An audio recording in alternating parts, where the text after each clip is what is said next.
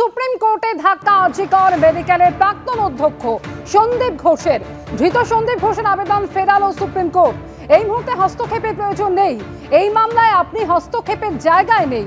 এই মামলায় হাইকোর্টের পর্যবেক্ষণ প্রাথমিক পর্যায়ে আছে এমনই মন্তব্য করল supreme court. Fair and bright night and day cream ত্বক থাকবে ব্রাইট সারাদিন, পলিউশন ফ্রি, ঠিক যেন রাতের ফোঁটা সাদা ফুল। সারাদিন হ্যাপি ব্রাইট স্কিন। দুর্নীতি ও ধর্ষণ খুনের মধ্যে সম্পর্ক আছে কিনা তা খতিয়ে দেখবে সিবিআই। আক্তার আলীর মামলায় এমনই পর্যবেক্ষণ ছিল হাইকোর্টের, আর এই পর্যবেক্ষণকে চ্যালেঞ্জ করে সুপ্রিম কোর্টে যান সন্দীপ। কেন আক্তার আলীর মামলায় সিবিআই তদন্তের নির্দেশ? প্রাক্তন ডেপুটি সুপার আক্তার আলীর বিরুদ্ধেই তো তদন্ত হয়েছিল। এই মামলার নেপথ্যে কোনো উদ্দেশ্য থাকতে পারে। দুর্নীতি ও ধর্ষণ খুনের ঘটনাকে কেন এক করে দেখা হচ্ছে? দুর্নীতি ও ধর্ষণ খুনের তদন্ত আলাদা করে হোক এমনই সওয়াল করেন সন্দীপ ঘোষের আইনজীবী। দুই ঘটনার মধ্যে কোনো যোগ আছে কিনা সেটা তদন্ত সাপেক্ষ।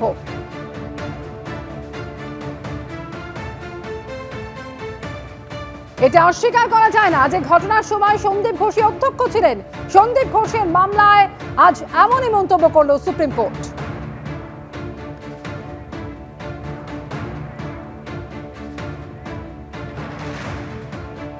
আজিকরের প্রাক্তন ডেপুটি সুপার আক্তার আলী এর আগে ঠিক কি অভিযোগ করেছিলেন রাখবো আপনাদের সামনে। আমি এবার একটা আশা করছি কি আমার সঙ্গে জাস্টিস হবে এবং সন্দীপ ঘোষের মতন লোক, কারাপ্টেড লোক, যারা ছাত্রদের টার্গেট করতো, যারা পড়ুয়াদের ফেল করাতো, তাদের হ্যারাস করতো, অ্যান্টি র্যাগিং কমিটিতে ফেলে দিত, জেন্ডার হ্যারাসমেন্ট কমিটিতে ফেলে দিত, তাদের লোককে আমরা শাস্তি দেব এবং এটার জন্য কোর্ট ডাইরেকশন দিয়েছে। তো আমার একটা আশা হয়ে গেছে কি উনি শাস্তি পাবেন, উনি যে কোনো কাজ করেছেন। আমি ওনার কারাপশনের বিরুদ্ধে অ্যান্টি কারাপশন ব্যুরোকে জানিয়েছিলাম, আমি ভিজিলেন্স কমিশনকে জানিয়েছিলাম, তারপর আমি স্বাস্থ্য ভবনকেও জানিয়েছিলাম। এছাড়া পরে যখন ওনার সঙ্গে আমার ওপেন বার হয়ে যায় এটা নিয়ে, কারাপশন নিয়ে, তখন আমি মুখ্যমন্ত্রীর অফিসে গিয়েও একটা গ্রিভ্যান্স জানিয়েছিলাম। ইউজি কাউন্সিলিং 20 দিন ধরে চলেছিল। এবার এটা ইউজি কাউন্সিলিংয়ের জন্য তার 14,15,410 টাকা বিল হয়েছিল। আর এই বিলে দেখা যাচ্ছে মা তারা ট্রেডার কাজ করেছে 3 দিনের জন্যে, ব্যাকআপ পেন ড্রাইভ আর মেনটেন্যান্স চার্জ 12,000 টাকা পার ডে, 36,000 টাকা। এবার এই বিলটা ডক্টর দেবাশিস সোম করেছে সার্টিফাই। এসডি টেকনোলজি সেটা একই backup to pen drive and maintenance একই ডেটে 4,000 টাকা করে পার ডে, 16,000 টাকা করে 4 দিনের জন্যে। তাহলে একই কাজের জন্য দুটো বিল নেওয়া হচ্ছে। তার মানে ডক্টর দেবাশিস সোমের সই হলে কি মানে সব বিল পাস হয়ে যেত?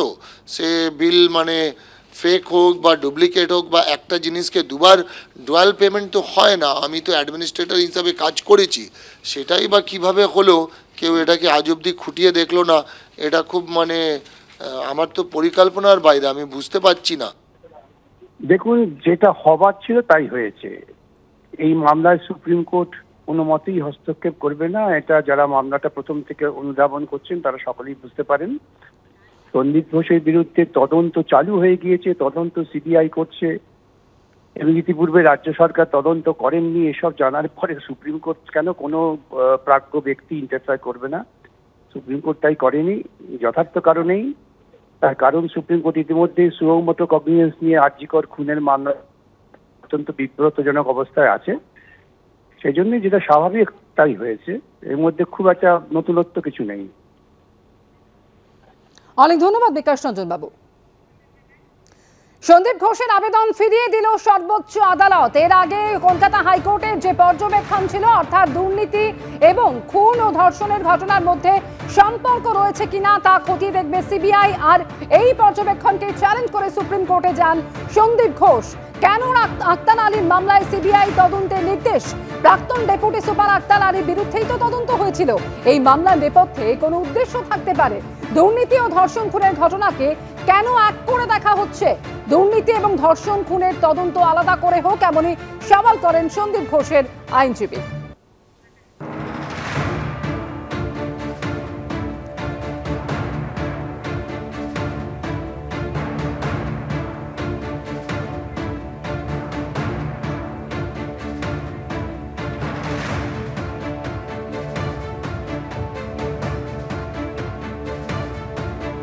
সন্দীপ ঘোষের আর্জি আজকে সর্বোচ্চ আদালত খারিজ করে দেওয়ার পরে ভেসে উঠল তৃণমূল সাংসদ সুখেন্দু শেখরের পোস্ট। অভিযুক্ত কোনো জনস্বার্থ মামলায় হস্তক্ষেপের জায়গা নেই। সুপ্রিম কোর্ট সিবিআই হেফাজতে থাকা সন্দীপ ঘোষের আর্জি খারিজ করলো, এমনই পোস্ট করেছেন তৃণমূল সাংসদ সুখেন্দু শেখর রায়।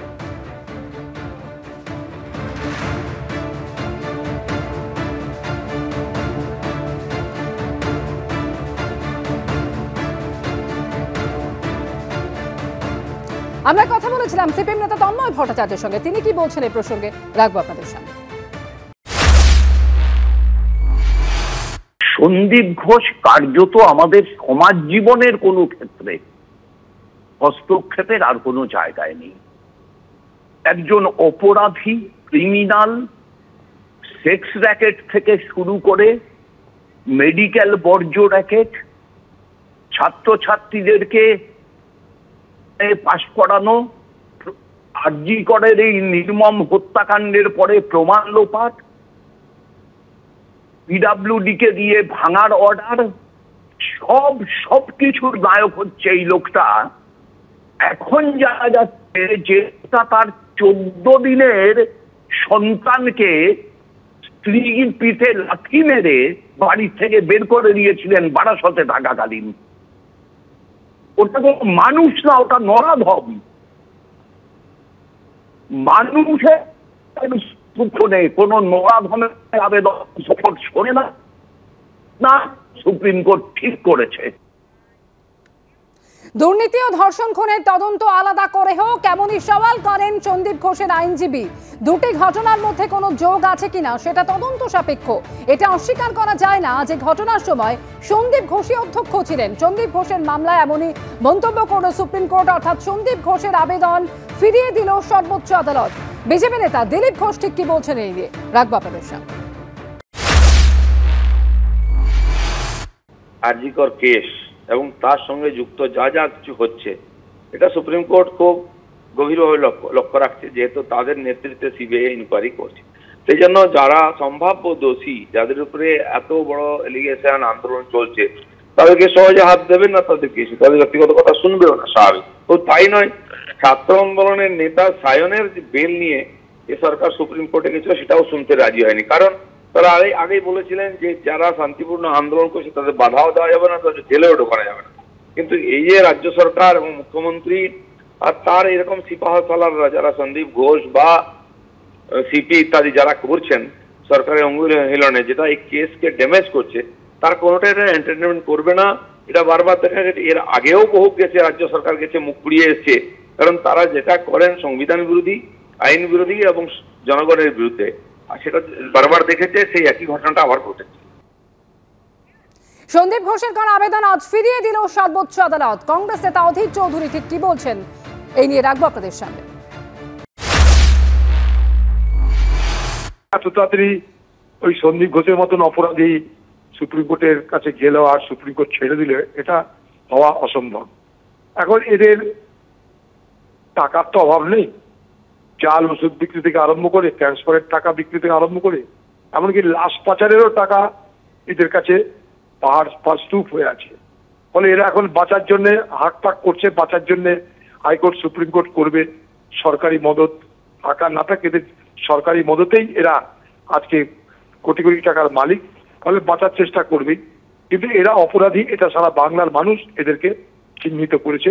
এই লোকটা একটা অপরাধী লোক, ফলে অপরাধীকে সুপ্রিম কোর্ট রেহাই যে দিচ্ছে না, সেটা নিশ্চয়ই আমাদের সকলের কাছে ভালো লাগছে। ধর্ষণ, খুন এবং দুর্নীতির মধ্যে কোনো সম্পর্ক আছে কিনা তার তদন্ত করবে সিবিআই। হাইকোর্টের এই পর্যবেক্ষণকে চ্যালেঞ্জ করে সর্বোচ্চ আদালতে গেলে সেখানে ধাক্কা খেলেন সন্দীপ ঘোষ। আন্দোলনরত চিকিৎসকেরা কি বলছেন এই নিয়ে এবারে রাখবো। মহামান্য সুপ্রিম কোর্ট যে সদর্থক বার্তা দিয়েছেন, সেই সদর্থক বার্তাকে আমরা আন্দোলনকারীরা স্বাগত জানাচ্ছি।